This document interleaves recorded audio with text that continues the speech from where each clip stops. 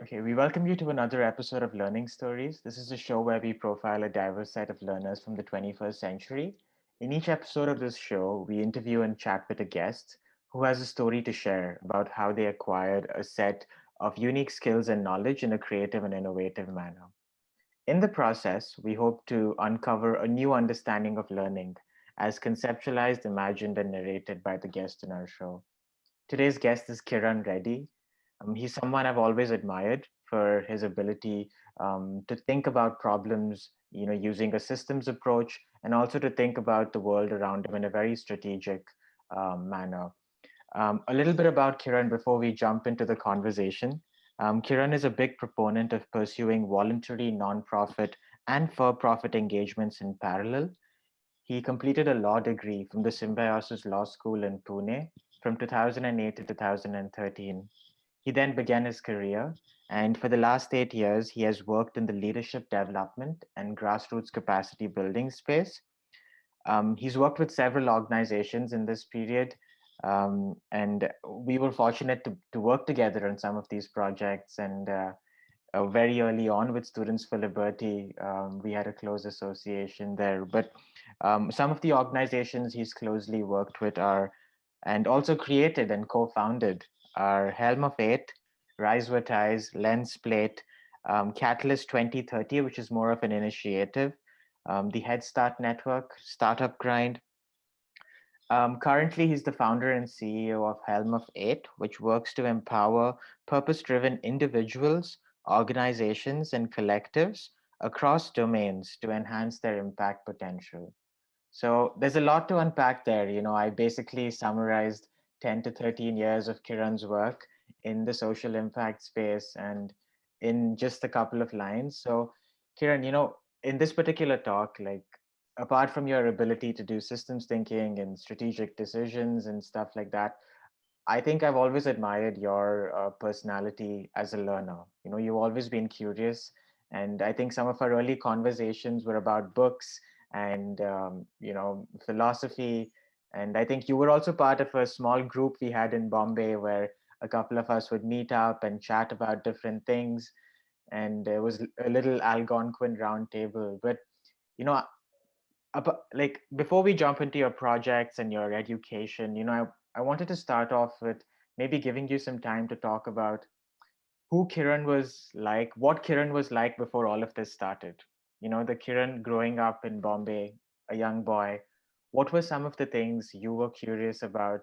And yeah, we want to understand what you were like as a young person leading into university, and what were some of the things that you know uh, that you wanted to always explore and know more about. Mm, that's a loaded question because I think like when it comes to when did the bulb go on, it was like after college.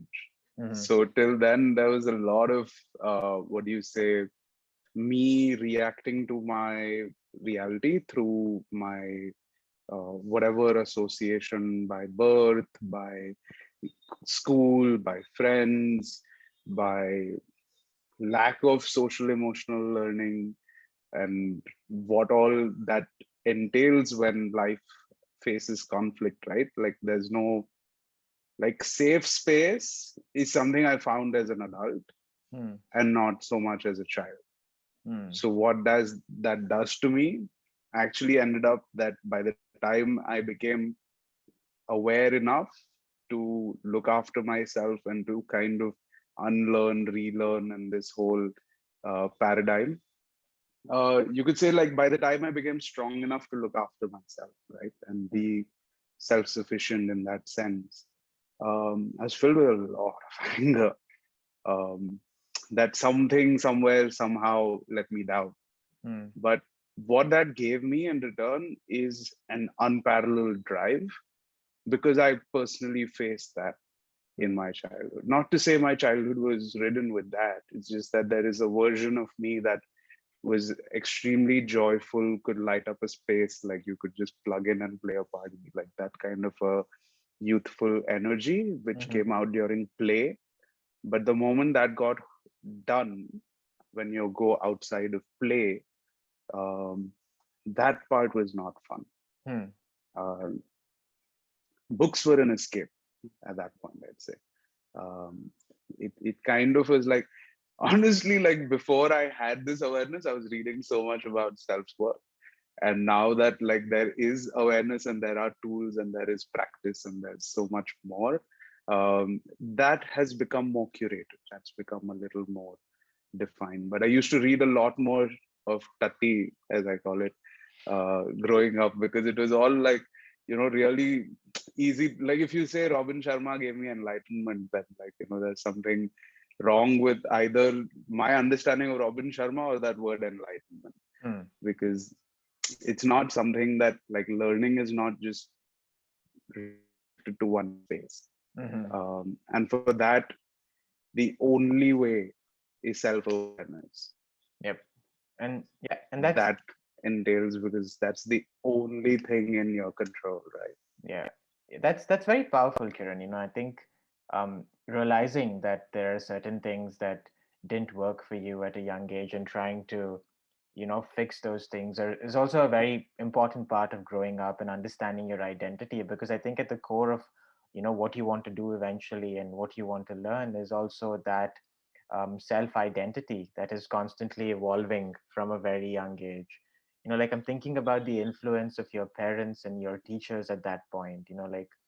Like what did your parents do, and was there a subject or a teacher at school that piqued your interest in some sort of way, or you felt like that was different in a positive way, if I could say See, that. the problem is that, like, I can not problem, but the situation is that in retrospect, you can see this. But Mm, while coming up, while doing it, this was not an awareness that I carried. So it's not necessarily fair assessment that this was the way Kiran went, mm, because the way Kiran went was in default, was mm, in reaction to stimulus, and you could say fate and luck and whatever you want to call it. I ended up where I was, and at the end, it's basically destiny's hand, right?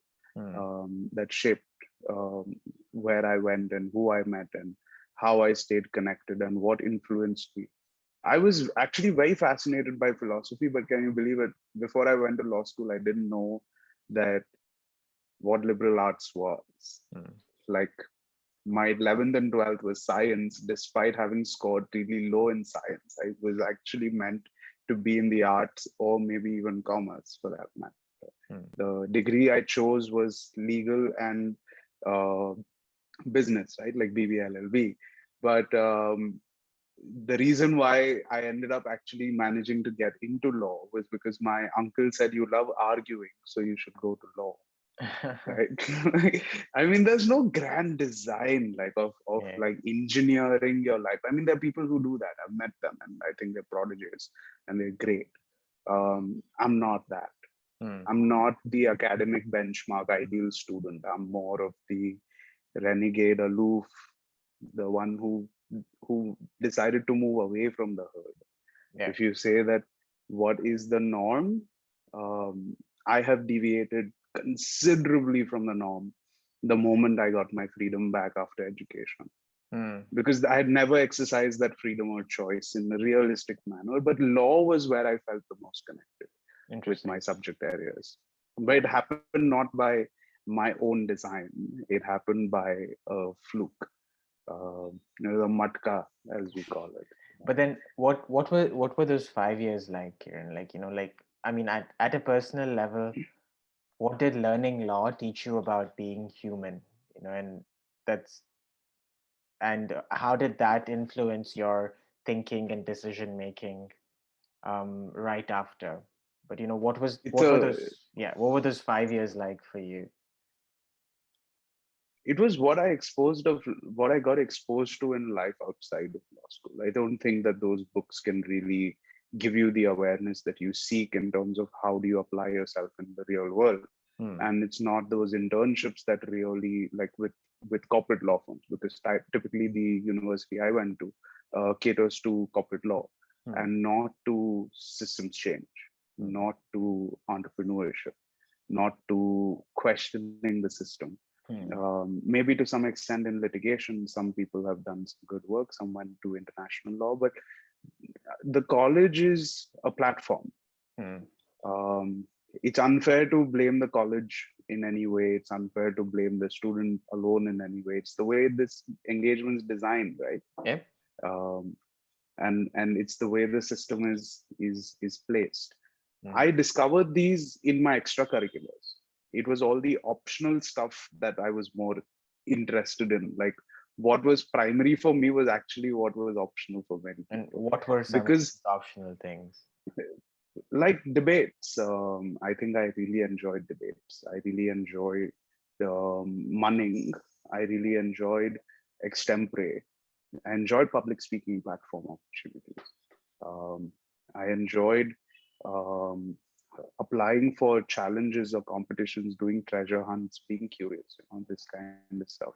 I was interested without knowing I was how deeply interested that I was like my college didn't afford me to go to civil society in Pune. Pune as a like my love story. Right now I'm in Pune. I'm like uh, 2 kilometers from where my college was, where I was 5 years. But when I left law school, I wanted to run the away from Pune, like get to the furthest away, and like I went back to Mumbai. Now, funnily, life has reconnected me back to Pune through the work that I'm doing, which we'll have some opportunity to get into. Yeah. And I really discovered Pune for the first time. Like the depth of Pune, the Maratha intelligentsia, the culture, the connect with nature, the kind of social development work that Pune accelerates for Maharashtra. Right? You can say Mumbai finances things, but Pune actually is a hotbed of the heart of Maharashtra, the Maratha entrepreneurs, the Maratha intelligentsia. And yeah, like, I mean, this was not something I was exposed to in law school, even though the institution has that. Because there's no access in this platform, or rather my own interest. Like I had no awareness, right? Like how can, when you're going through the system, you have like 2 years of opportunities. But if you don't hold the awareness in that system of what and how you can leverage that system, you don't really. Yep. Yeah. And, I like, because I've observed you over the years, Kiran, I've known you for what, like, I think a little less than a decade now. I think 2013, 2014 was probably when we met. And that was probably an interesting phase in your life and in my life as well. Both of us were figuring things out. And, you know, back when you had glasses.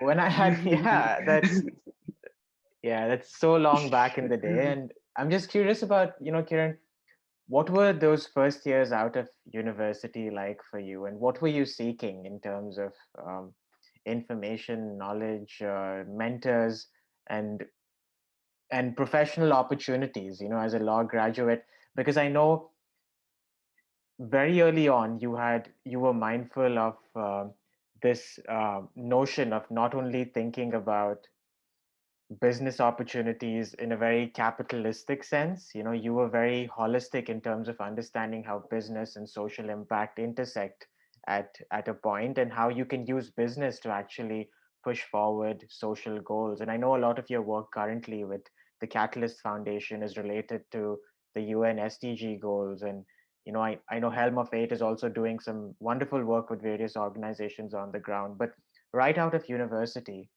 what was Kiran sort of looking for, and how did that thinking around um, social impact develop there with those first professional engagements, and also policy for that matter? Because I know the Right. Center for Civil Society and Students for Liberty were other organizations in your life at that point. So Right. So I think I was in my final year of law school, just wrapping up my fifth year, ninth, 10th semester. November, I came across this public policy leadership program, and I've not really attended too much of that. And I showed up. It was in Bombay, and it was an eye opener. It was kind of like a schooling of the caveman. I was a hard left guy, like I was hard socialist. Like my heart went out for like inequality, status, and like the kind of privileges that exist, and like being conscious of privilege. This was that kind of space. And here comes an organization that says that this is a design problem. Hmm. And this is a stakeholder analysis. Like that word, stakeholder analysis, given my also predisposition to mind in predisposition to each other, right? Wow. Hmm. Machines have to be taught that by Hmm. a human being, have to be programmed that by a human being. But you're talking about awareness, about situational awareness, physical awareness, like, your emotional awareness, your Hmm. intellectual prowess, and how far your intellect has progressed, and awareness of what you don't know, like, the known unknown.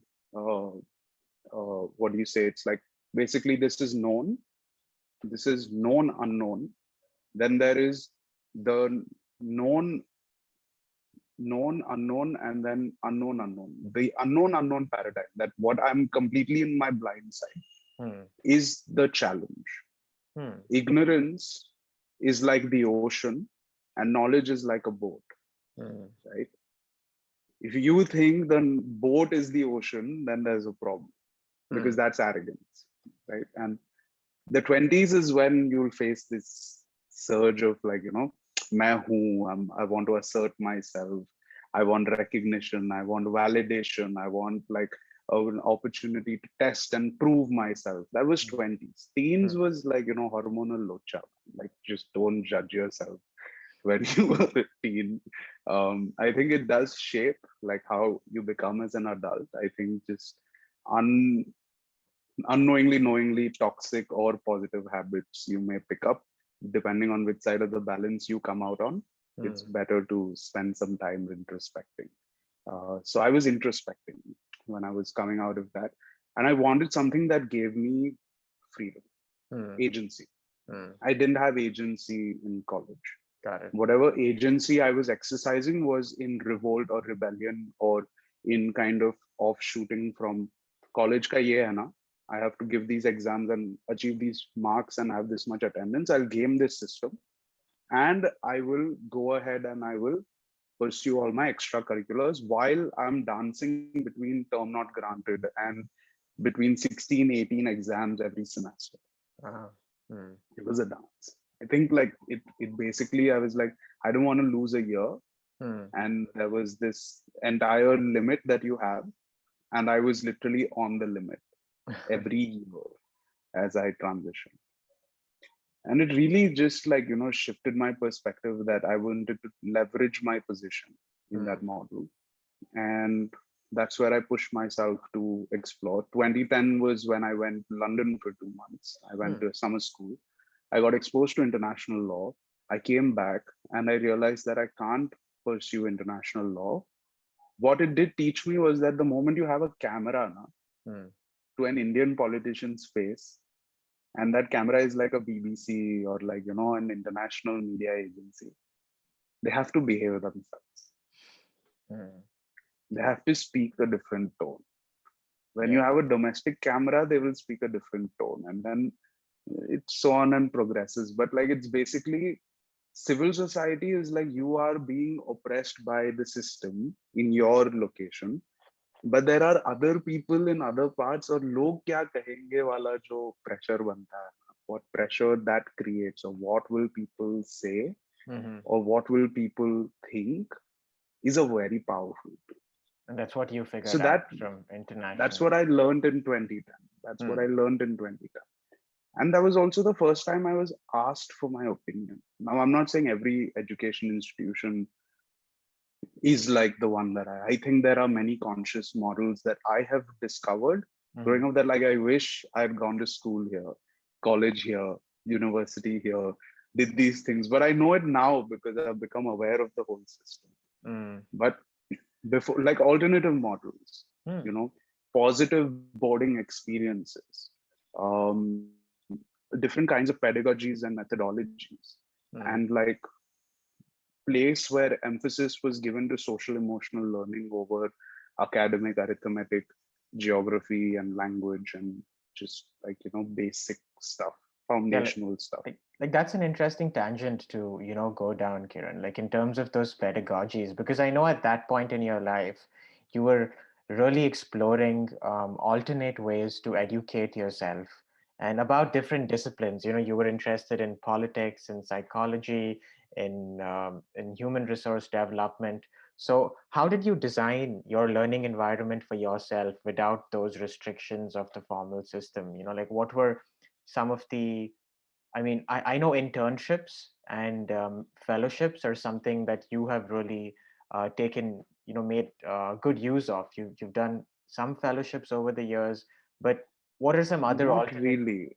No, Kiran? Like, even that's the thing. Like, I think I've crafted my own fellowship experience. And what does I've that entail? crafted my own path. So, I mean, it basically means showing up into a reality, Hmm. being an observer, taking some skill set that you have. My skill set now, when I graduated, it was 2013. Yep. I had by this time gotten exposed to public policy and leadership and some amount of this civil society. The only internships I did was the nonprofit ones. I did because my course demanded that I go do a corporate internship. So I went and I spent a month there. Hmm. It's just, it's more in the chai sutta lounge and like having, bakwas conversation. Hmm. Um, I mean, that's the quality, right? Like when you say internship, you expect a certain standard, but we all have different vocabulary, understanding, experiences of those words, Yep. right? So in 2013, when SFL I got introduced to at a conference, I saw it as an opportunity which could run in parallel to my life. It would have been great to have SFL in college, but I discovered it as I was leaving college, and they were okay with me being a youth leader instead of a student leader. Got it. And just for the And I could, viewers that don't know what yeah, SFL is, Kiran, could you like give them a sorry. brief like So description So of Students SFL? for Liberty is this organization based out of Washington, D.C. that provides a platform for students to engage an alternative thought process to the mainstream. Now, everyone has heard of the value system of being liberal, Hmm. right? So liberal comes from the word liberty, and liberty is directly linked with freedom Hmm. and, in my opinion, responsibility. Hmm. And your entire co-relationship, your civic relationship, you did not sign the constitution, but you're bound by the land in which you're born to the Hmm. laws of the land and the system, right? You expect a certain thing from the system, and the system expects you to perform a certain role, and there is taxation. Hmm. This responsibility is very shittily managed Hmm. through your childhood because you are a dependent. True. So once you start gaining that awareness, why should I be restricted in terms of what I can do in my life by an external entity? Hmm. So Yep. this is the fundamental political science and philosophical base of where law comes from. Like, I mean, there is the divine right, and like, how humankind went from being hunter gatherers to feudal societies to now, uh, I don't even know what to call us. Uh, it's a scary diversity, scary amount of diversity, not a scary divergence. But like today, what are we? We are in post growth. Hmm. Like today, the future is already here, just disproportionately distributed, Hmm. right? So in 2013, the moment I had my freedom, I looked at Students for Liberty as an ideological base that if you want to do some good, you need to know why. True. Why should I care about the planet? Why should I care about my fellow human being? Hmm. And that's where the Students for Liberty ideology base kind of helped me, because socialism was welfare, but it's like welfare at the cost of your future. Interesting. You're Hmm. borrowing from your future, spending it today. Yep.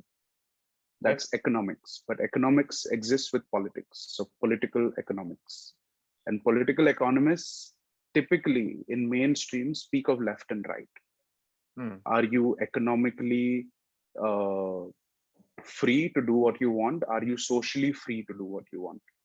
So the liberal viewpoint was kind of the north, the ultimate freedom, and towards the top of that is evolved anarchy, right? So that's a theoretically beautiful journey to go through. But practically, you will see all your change makers are liberals.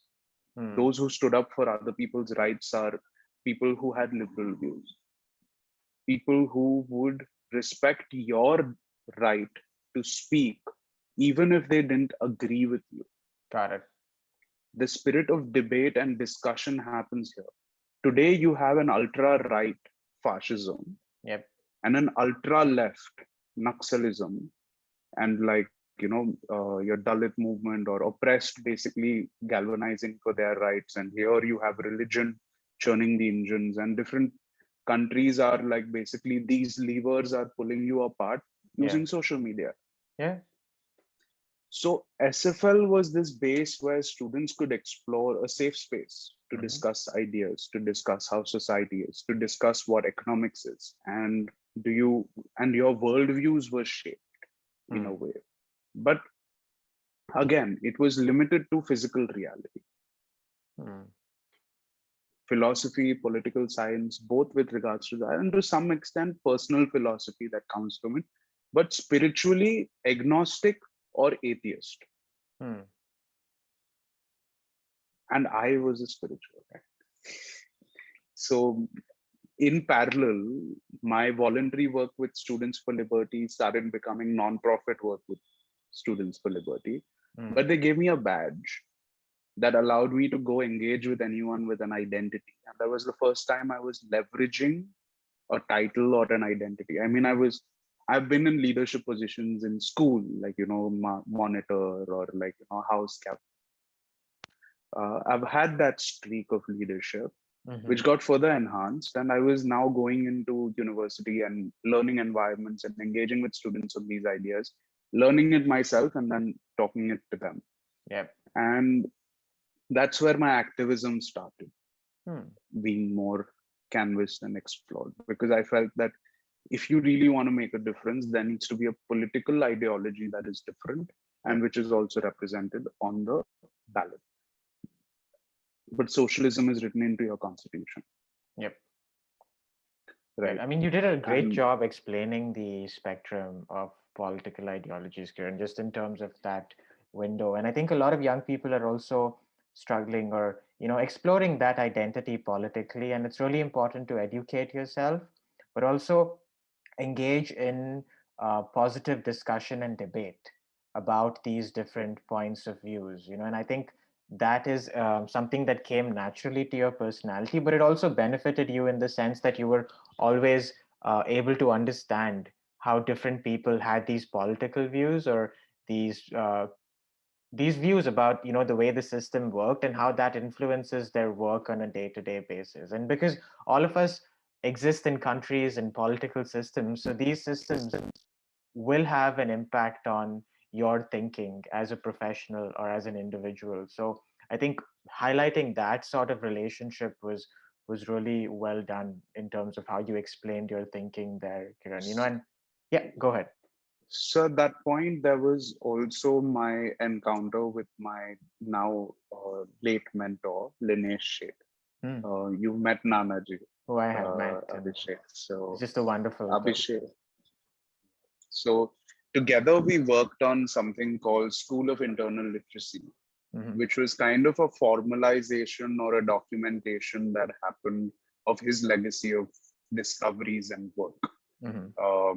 A lot of inner work that he had done, and what it means is that human resource was defined by 6 movements. You had movement of your thoughts, movement of your emotions, movement of your body, movement of your breath, then movement of images. Images is a construct of thoughts and emotions. Like, when I say pizza, you will think of something. When I say Disneyland, you will think of something. That's imagery. And that's your imagination. Right? And like the last one is energy.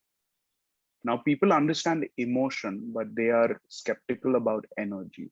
Emotion is nothing but energy in motion. right? Like, That's so these are like, really powerful. really beautiful, very simple and very profound thoughts produce and attract actions. Repeated thoughts produce and attract repeated actions. Thoughts produced with faith attract the most powerful actions. So you can do your workout, you can do it with awareness, and you can do it with further evolved attached meaning.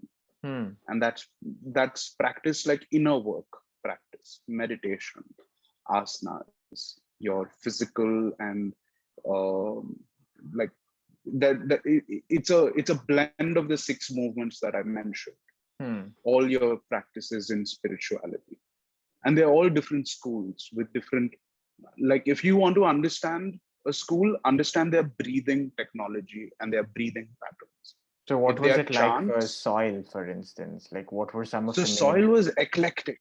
Soil was eclectic. This is a download of 40 years of experience of a gentleman who was very kind and very simple, and a householder who would explain me his life's journey and his works. And he would be like, knowledge is important if not practiced. So intellectual lethargy is the reason why I think many people, like, I'm actually sugarcoating. It's intellectual masturbation, right? I think we're adults here. So that is without practice a waste, because theoretically you can solve every problem, and every True. problem has been solved theoretically. True. Okay, maybe not all the scientific ones, but like for the most part, in on paper, that's what I mean by theory. On paper, I can make anything, but that does not manifest. Manifestation is most key, because that is where the proof of the pudding is. You Sure. will know how real or how valid was that thought and your drive to manifest it. Yeah. And SFL gave me that opportunity and platform to manifest a group, manifest an event, manifest things by coordinating. So I was like, coordination is perhaps the single most important skill that a human being can learn, because it helps you connect the dots. Yep. It helps you understand so many people's realities. And I'm a master coordinator today. Like, I just coordinate. Now that has another layer, it's called consulting. It has another layer, it's called facilitation. It's called another layer called community building. These are all intents. There is only me and me as a person, right? So to manifest was something that my early fire, my early kindle of that fire happened in SFL. Right. Spirituality gave me a why, kept me centered in myself. And then student entrepreneurship was how we met, Abhishek. So then student entrepreneurship happened separate from this, because like paisa to kamana hai, kisi ka sunne to wala hu nahi. I want to earn money. I don't want to listen to anyone. Yep. I don't want a boss over my head. Or Yep. even if I go into an environment, I don't want to be bound and restricted. Ki you be in your place. You are not in the hierarchy. You fall in line.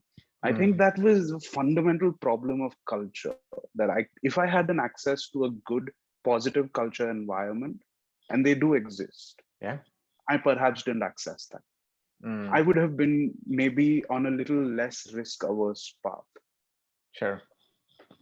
right? But Yep. for someone to explain the game, like, everyone's a player, man. Everyone's playing a game, Yeah. right? So which side of that table are you on, and what's the angle that you're working on? And that's, I mean, that's such an important question to answer, right, Kiran? I think, a lot of us jump into opportunities without realizing the systems that those opportunities exist in.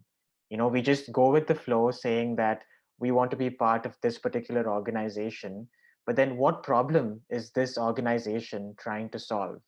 Is that something that you are connected with on a systems level, right? And and that is something that you are not able to see when you are a lot younger, because you are just trying to access every opportunity that falls in your plate.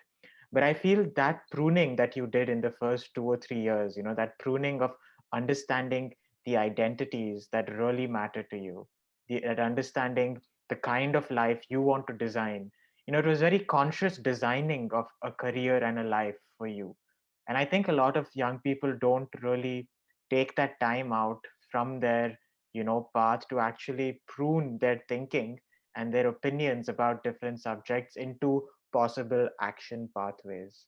Now, after that 2 to 3 year period, I know you went along, and I think that's been like a signifying characteristic of your life, is doing for profit, voluntary, and profit related engagements in parallel. Because right after that, you jumped into an organization called Risevertise, and you co-founded like that studio, which was a design studio. And you can tell us more about that.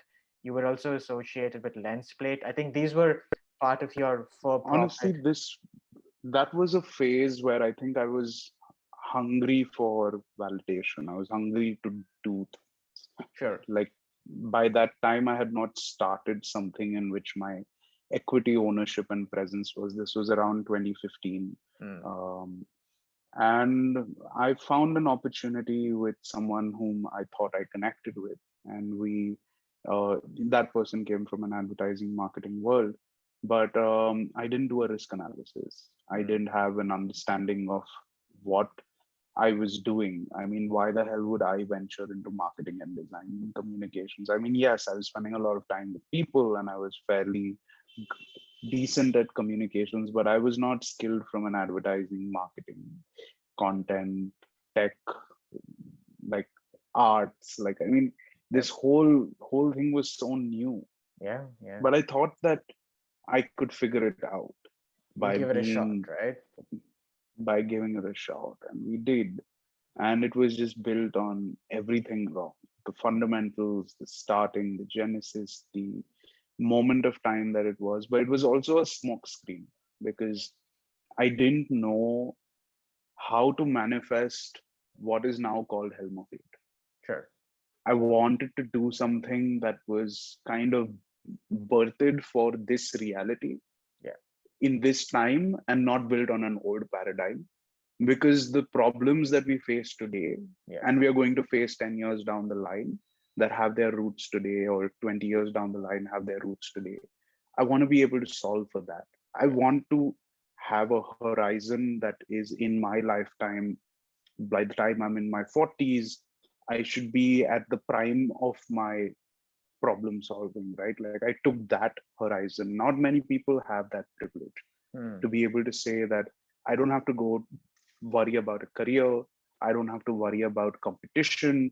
I don't have to worry about, like, that privilege is afforded to me by my reality.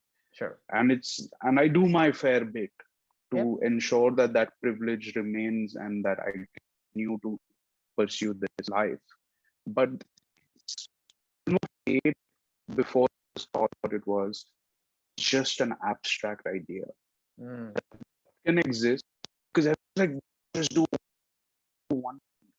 And I also like had the urge of this friction you face in life between being, like I just want, Hmm. and I just want, right? This within organizations and what that looks like, within communities, what that looks like, self, what Sure. relation, what that looks like. Hmm. I right, and it can get it's a very deep insight, Hmm. like which we'll unpack maybe on a future date Yeah. with much more depth. But for today, there was that whole thing that initially I just wanted to be. Yeah. Then I started doing.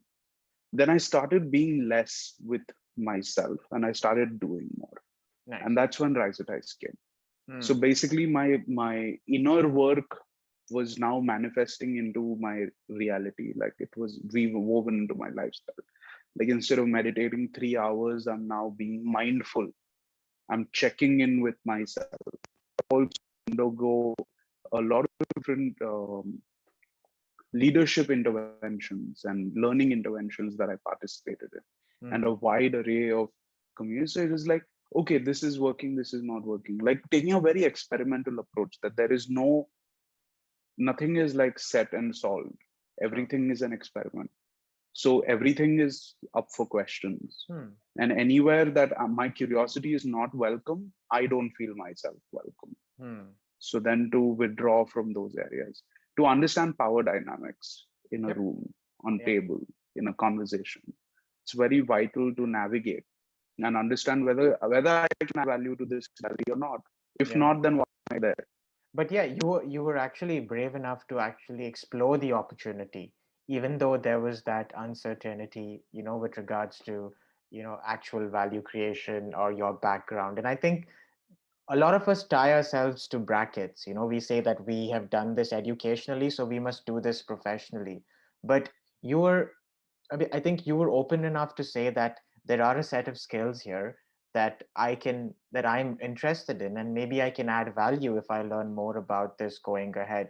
And I feel like you were also engaging with that opportunity to, um, make this part of your repertoire in terms of your systems thinking, sort of, model, Kiran, because I feel like you, with that early experience with SFL and policy making and even with soil, you had slowly developed a foundational thinking approach that had these various parameters, and now you were really ready intellectually and professionally to jump into some sort of professional engagement. I know Rise Vertise manifested in that sort of space, but Helm of Fate was the real, like intellectual sort of process and professional engagement that you really felt strongly about. And I know an early conversation we had over the phone where you were talking about this world, and I think you had just manifested it then, and now it's like such a beautiful organization. So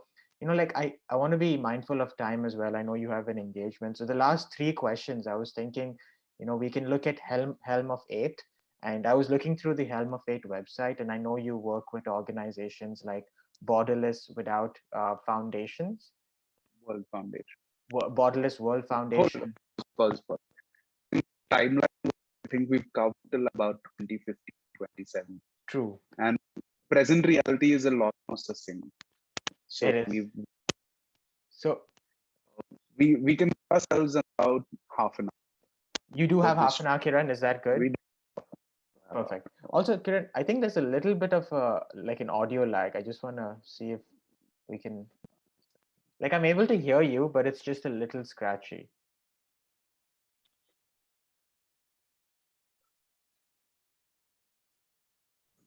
And while Kiran's, just fixing that, what I will be doing at the end of this chat is I will be linking Kiran's organization's website and websites to other talks and articles that Kiran has written or worked on in the show notes. So I'd highly recommend following this conversation up with an investigation of those resources.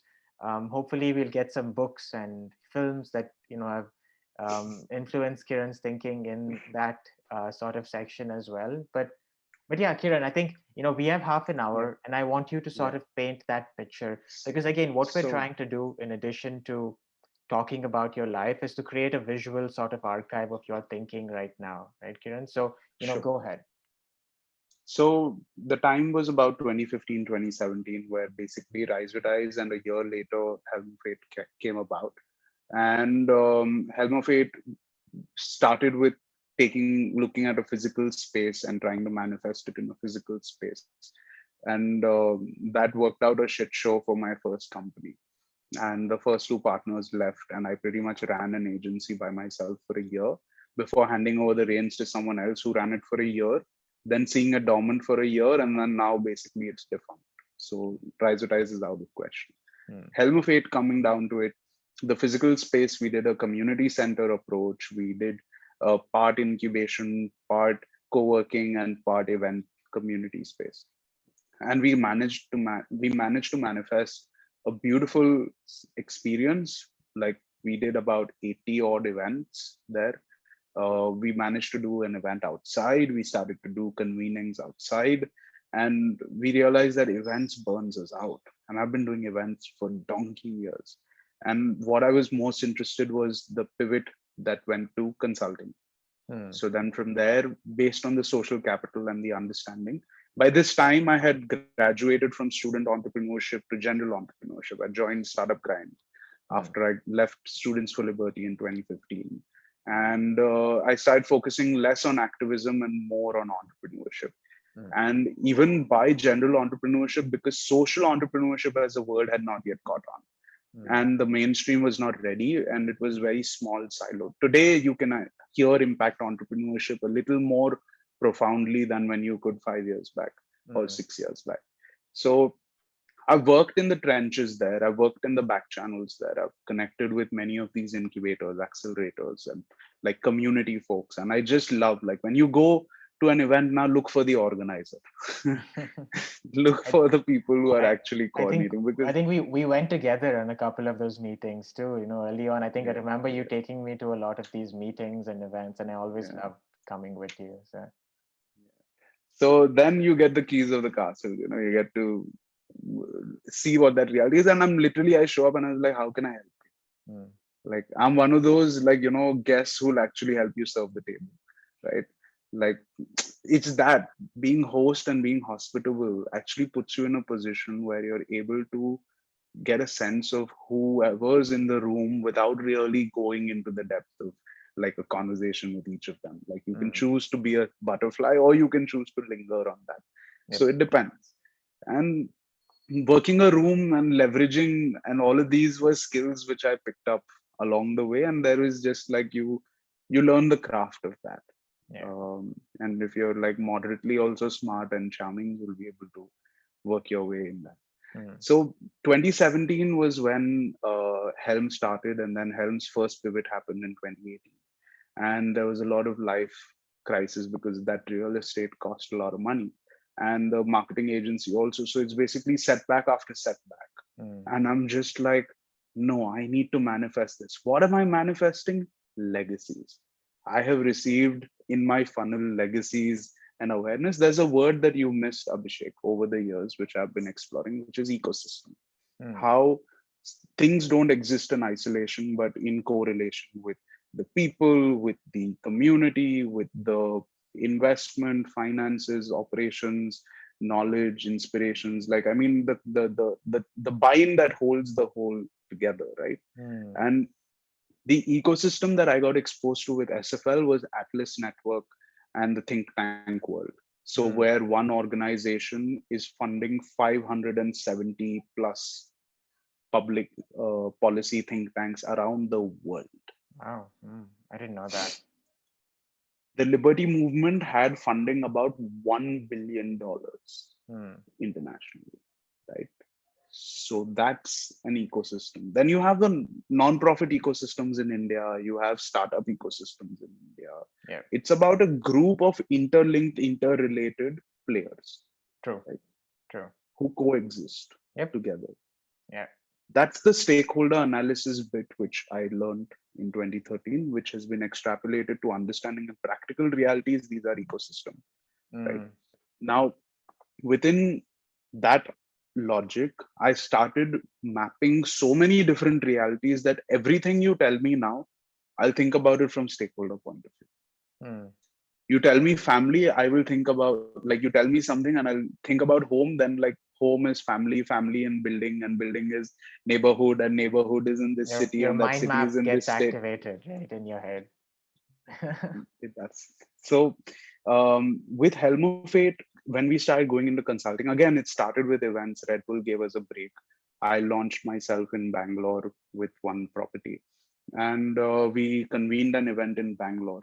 And some of these event adventures, like some of the conferences that we've done, etc. I mean, they're like, probably contributed to one or two of these lines and circles, one in the way, Right. because we just push ourselves so hard Yeah. in that short span of time and make it manifest and happen, and then like you let it go, It's led so to hard many because I burnouts. know you did an event with the RA colony with regards to how things were, like the metro coming up there, and you organized like a community event there. But so many other, I mean, 80 events, like it's not really easy. But I feel like your passion for community building also, was sort of implemented in that sort of period. If not, and it's hard because it's not always remunerated, right?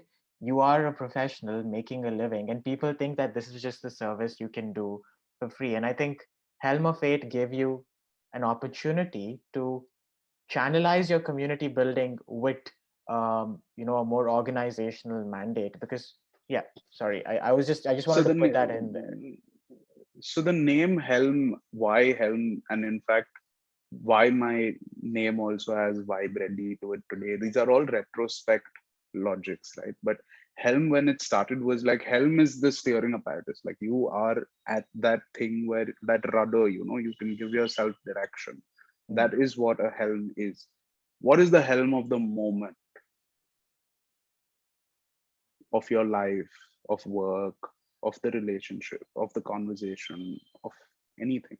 All mm, your responsibilities is you at the helm, and whether you're ready for it or not, mm, because life is all of it at once, mm, right? Like you're at the helm of your life. So I wanted helm to be like that, like an emulation of that.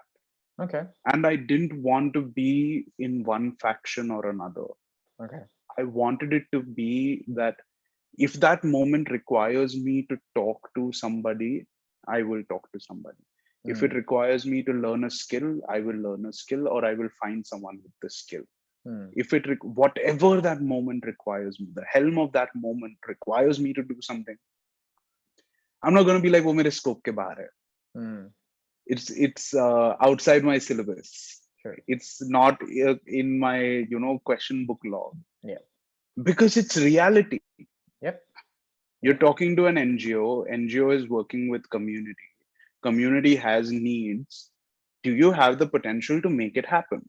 Yeah. Or do you know someone who does? Yeah. And if it doesn't exist, then what's going to happen to the community? Like COVID,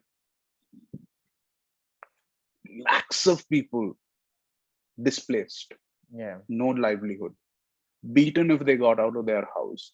Yeah. Oceans of them, faceless people who serve society, were walking, right? The system failed them. Yep. I wished to do something about it. I cried. I genuinely cried when I saw that.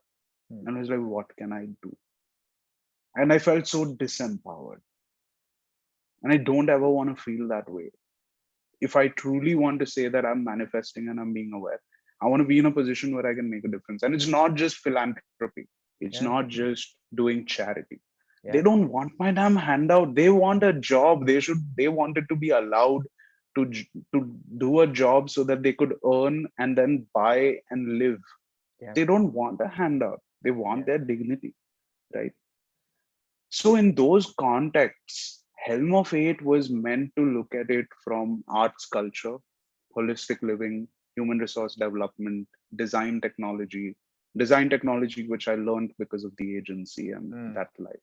mm, Um, so arts culture, holistic living, human resource development, design technology, civic engagement, social enterprise, and civic action, I mm, think. Sorry, it's been a while since I've narrated all of them.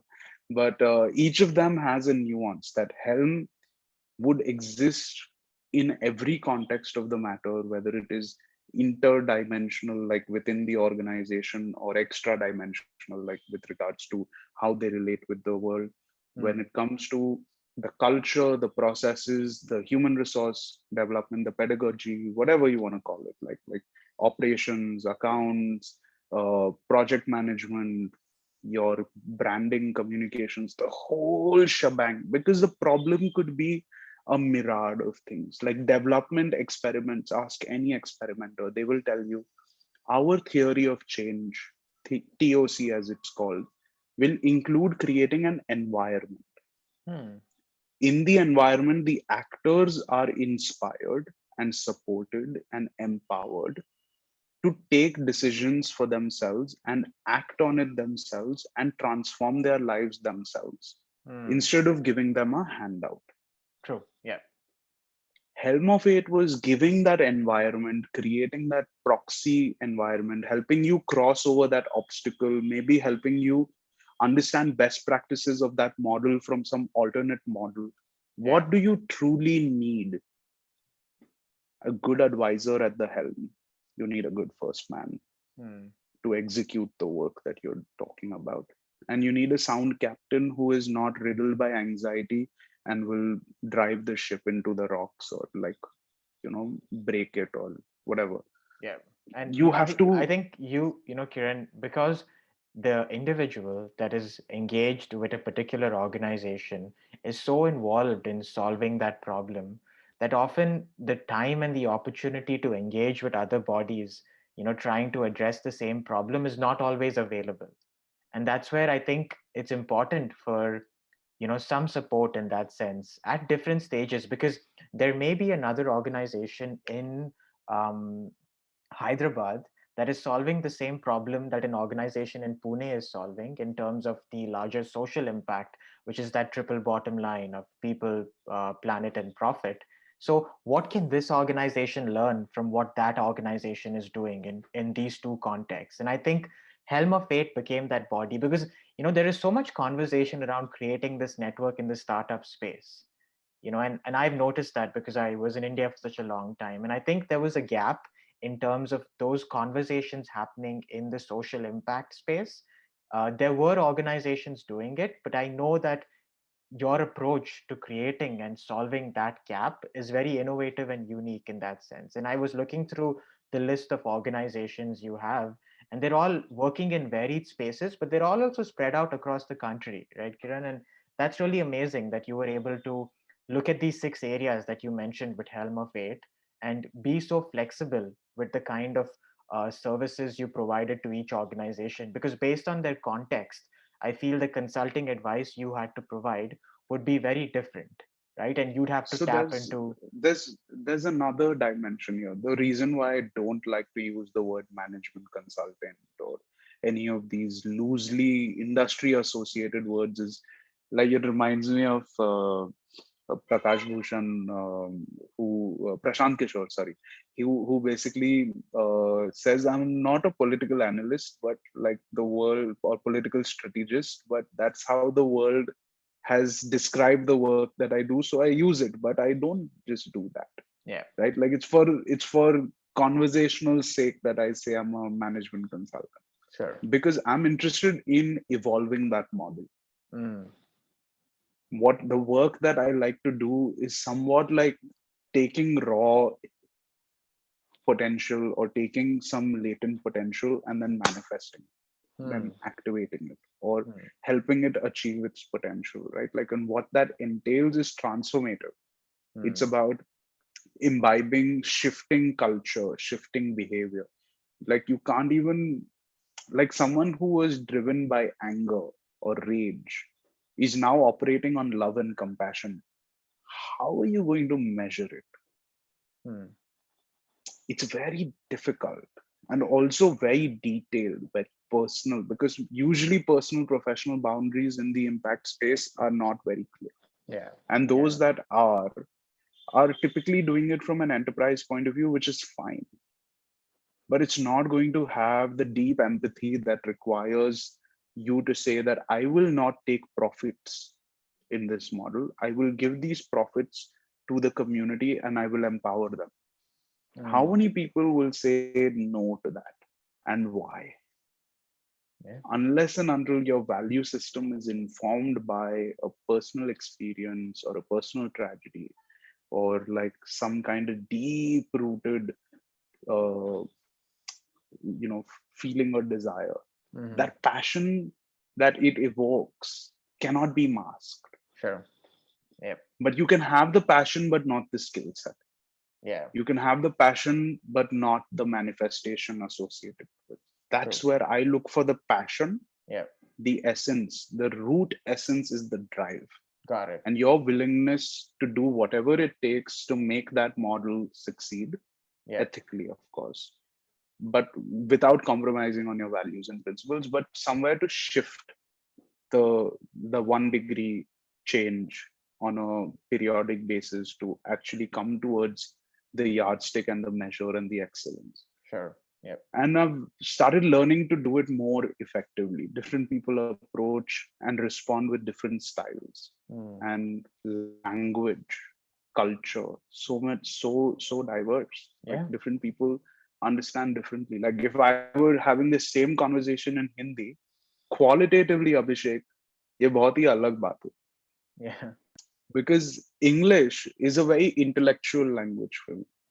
It's how my brain thinks about things. Sure. But if you ask me in the realm of feelings, I'm Hindi. When I speak in Hindi, my emotions are very clear to me when I speak in Hindi. So this bridge also helps me talk to the grass and work with me. But anyways, moving past Yeah, where because Helm is today, I'd right? love to know about one or two organizations that you worked with and how you use the Helm of Fate model to support their work on the ground, Kiran, because that will be really interesting for other people that want to engage with Helm of Fate at a professional level that are watching this video. Like that example would be beneficial to them in that sense. So Helm's succinct definition, which is going to come out over the next 2 to 3 months as we are revamping our communications, and we are actually now at a point where we are coming out of stealth into that space where we can demonstrate what we are talking about, right? Like having to show our work. Like we've shown the talk, now we have to show the work. So we are an all-in-one advisory for change makers. All-in-one advisory for change makers. So advisory, it entails that we will provide advisory support and not execution support. Got it. But the advice we provide will be informing the execution. Because many organizations don't have second tier leadership, don't have processes and systems that kind of are a little more modern, a little more well resourced. Because understand the impact domain and social entrepreneurship, and many of these organizations are not well equipped, are not well staffed. There are people who come from career prospects, and there are people who do it from a lifetime employee. And there's always a divide. True. People are crossing over because they either want to build up a master's, build up a CV to go for masters, or like there is some kind of like, break. I just want to take a break. And like there's no seriousness. And when they come, there are some professional agency setups, there are professional organizations in the impact domain. Love them. They do great work, but they're very top elitist. You'll find that also there. The ones who work at the grassroots are usually where the work is the most satisfying, most meaningful. But things move informally. Things move slowly there. True. So you have to taste all the different realities, because you need corporate funding, which comes from the top. You need government funding, which comes from the lobby. You need to write a grant, which is coming from a foundation or one of these sources. And then you need to design a project with an implementation partner who's at the grassroots, to work with a community which is at the grassroots. So you have to design this whole piece every single time. True. A social enterprise model. This is a development approach. This is a development pipeline. There is a whole model on the social enterprise front where you've got a community of producers from the grassroots. You take their product, you value add, you help them value add, then you sell it in market under a brand. That's a social enterprise model. इसमें पैसा बना, वो पैसे के साथ there is also another NGO sister concern that is kind of working with this group and supporting them, helping them build their capacity, helping them with education, with health, with access to finance, with access to doing their business better, kind of like influencing them and supporting them. This whole activity in which this production is happening at a village level. The village falls under something called Gram Panchayat. A Gram Panchayat is a governance body which has been disempowered. Like in the sense, it has not realized its power. Local governance has not manifested. I mean, by design, by ignorance, by like, let's not attribute, but let's just say that it is not yet manifested its potential. So here's an organization called a Node Governance Lab, which will work with this uh, governance structure of Gram Panchayat, support the Gram Panchayat leaders to make better decisions. Those decisions will be further absorbed and carried by the villagers, supported by the NGOs. This whole project financed by the CSR. This is the design of it. Nice. Their relationship dynamics, the project management of it, the measurement and the evaluation and the efficacy of it. One is a charity or like capacity building development model. The other is a local enterprise model, which is that you build the capacity so that they can do the enterprise. And once they do the enterprise and earn resources, you can then further add further capacity. And then basically this is a cycle. Nice. That continues. And that's where Helm of Fate comes into play, right?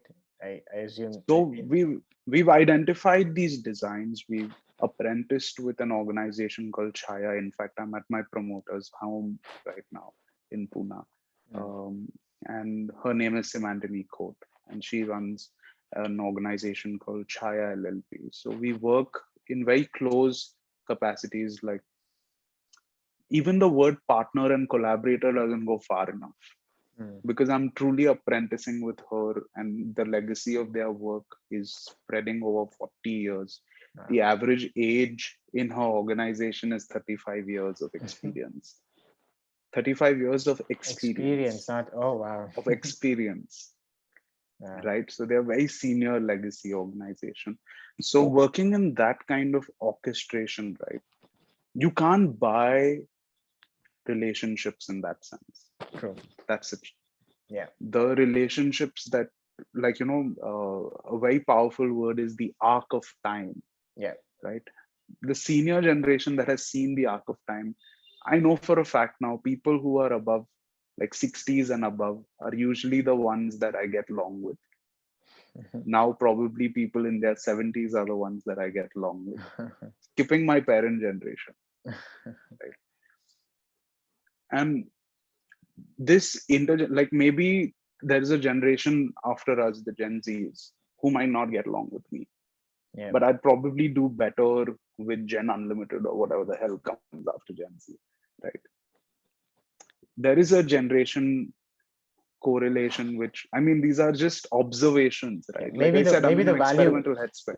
Yeah, maybe the value systems match in some sort of unconscious way, right? In this intergenerational way. And I think that also comes into that thing you said about, understanding stakeholder values and developing, individual partnerships that can translate into, professional opportunities. And I think, yeah, understanding what values are most important to you, I think comes down to actually can influence the work you do on a day-to-day basis. But very succinctly actually explained that sort of development model, Kiran. I want to be mindful of time. I know you have to, go. You have about 5 minutes, 5 to 10 minutes more, Kiran.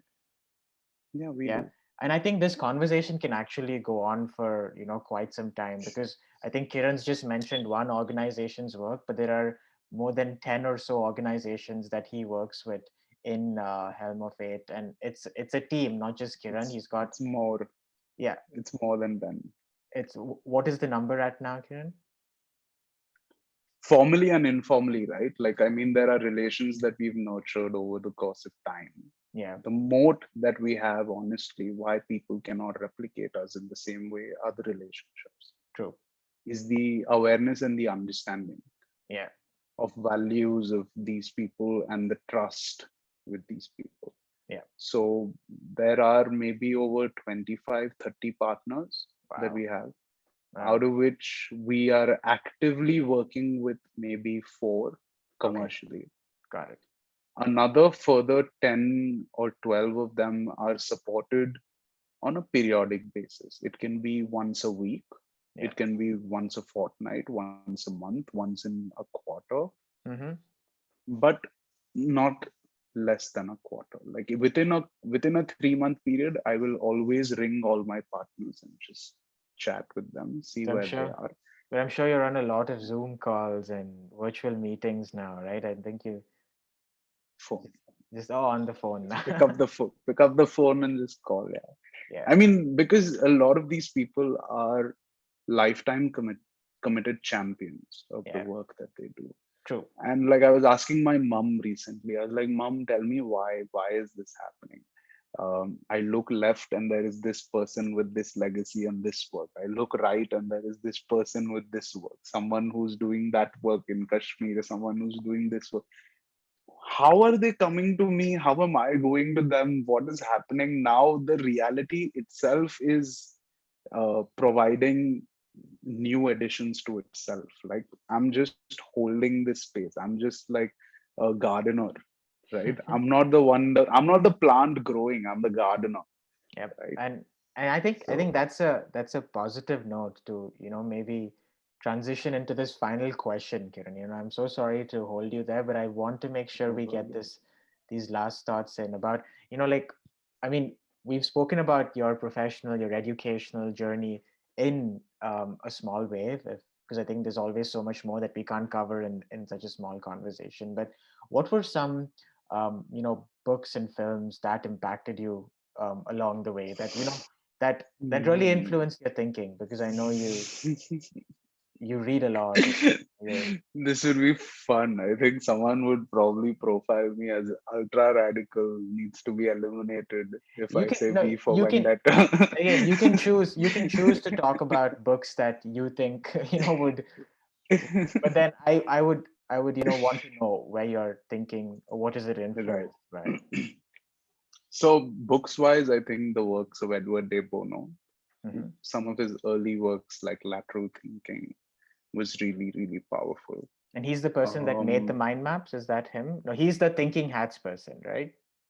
but also the person whom I learned mind mapping from. I think humanity's been doing like you're in a cave, you're on the wall, you're drawing things, you're also mind mapping there, right? True, Like you're true. It's looking not at your just that reality. person. Yeah, General Sun Tzu was like designing his army tactics. Like obviously that's also mind mapping that true, reality, right? true. So Yeah, I think that's the thing. No one owns an imagination, true. but these tools and IPs and all of these, I think, are more self-validation grandeurs. It's great to proliferate maybe to some extent, but anyways, Edward de Bono was one. Jiddu Krishnamurti, Freedom from the Known, is a Hmm. book that was so beautiful because Jiddu Krishna, like, because I'm dealing with such powerful thought schools and logics, right? How do you center yourself? How do you bring yourself back to center? How do you like, like you go to a fragrance store, you smell some fragrances, then your nostrils are compromised, so you need to smell the coffee to kind of open up your nostrils again and then come back. So Jiddu Krishnamurti is the coffee Hmm. Okay, who it's a helps you appreciate the fragrances better, right? hmm.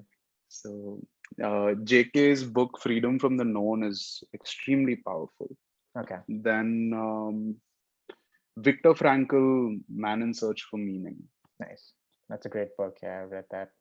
Yeah, it's not just that. I mean, the logotherapy and the works of meaning of life and purpose. Like, I think I'm living a purposeful life, Hmm. at least as per my view. I can speak for my truth. But the book has the foundations of that. Nice. And when you go further into logotherapy and the works of Viktor Frankl, you will find like these triads of how three things are connected together, which is like in spirituality, I learned that it was the breath, the body, and the mind that are Hmm. connected. If you work on any one of them, you can influence the other. On another front, in Viktor Frankl, the boredom triad, right? You should definitely look that up. It basically talks about how, because of boredom, addiction, depression, and aggression, Hmm. depression, and aggression all happen because of boredom. Hmm. Did he mention that in that book as well, in Man's Search for I Meaning? think it was in the next one. I think it was the Okay. next one. So I Okay. mean, Yeah. that's like it's. I'm giving these as like a directional things. Like go down a rabbit hole Yeah. till you reach the different thought worlds of these Yeah, guys, I think one book right? is often not enough. What about films, Kiran? Documentaries, films? Films. Um, I think there are some of those more, I guess, like Nayak was one when I saw very young, was Is this something that the really Anil Kapoor inspired me. film Anil Kapoor, where yeah, the correct. citizen gets to become like a leader for Yeah. a day, right? Yeah. And then I think Nasiruddin, some of his art films, there was this really um, powerful one, which was around the Gandhi riots, sorry, Godhra riots Hmm. in Gandhinagar. Um, I forget its name right now. Okay, so that's an Really made artist. really, yeah, yeah. Artist in the sense like it was based around the communal violence that happened Sure. in Gandhinagar and what societies went through or what people went through and like how humans turned into animals Hmm. and how a goat became Muslim and how like today a cow has become Hindu, right? Hmm. Like we've given religion to animals, Yep. abomination to nature, right? So you can So actually send me a link and I can put that in the chat, Kiran. Like even if there are sure, other like artists or thinkers that have influenced your thinking over the years, you can even share maybe a word or two about them. It doesn't have to be in the textual or video form. It could be but visual art. one of the bigger influences is actually music, Hmm. like because I think the best music produces the most profound silence in you. Hmm. It's beautifully put. Yeah. And that to be able to hold you in both the sound and the absence of sound, and what it does to your neural pathways. Like, I mean, if you're feeling emotionally overwhelmed, and like if you were able to change your mood lighting, put on some candles, put on some jazz, uh, put some scented aroma sticks around, you can shape your, you can change your reality. Like you Yeah. might just be having resonant energy coming from somewhere. Yeah. So I mean, it's a blend now today, like movies, there are so many. The Network, which talks about thought control back in 50s, 60s or 70s. And that powerful speech in that boardroom to this guy, and his life is just like blown. Where, like, just how society today is controlled. Yep. I think a lot of work around that. Yeah. It, and Matrix, man, 100%. It's The obviously a Matrix. classic. But Kiran, I Yeah. think it's a good time to, wrap this up because I know you have to head out now. But thank you, Kiran. Thank you so much for making time for this. Again, for the viewers listening in and watching this video, I highly recommend looking up the website, following Kiran on social media to understand his work, or maybe even just reaching out to him if you are an organization that is in the social impact space that would like to collaborate and work with Helm of Fate, because I really think there is a lot of value that Kiran and his team can bring to your organization. And for the people tuning in, stay tuned for more such conversations in the coming weeks, and hopefully we have another conversation like this for you in the coming weeks. And until then, Like, comment, subscribe. Like, comment, subscribe. Like, comment, which subscribe. I hope will happen too. So thanks, Kiran. Thank you so Yeah. much. Thanks, Abhishek. Look Um, forward. Perfect.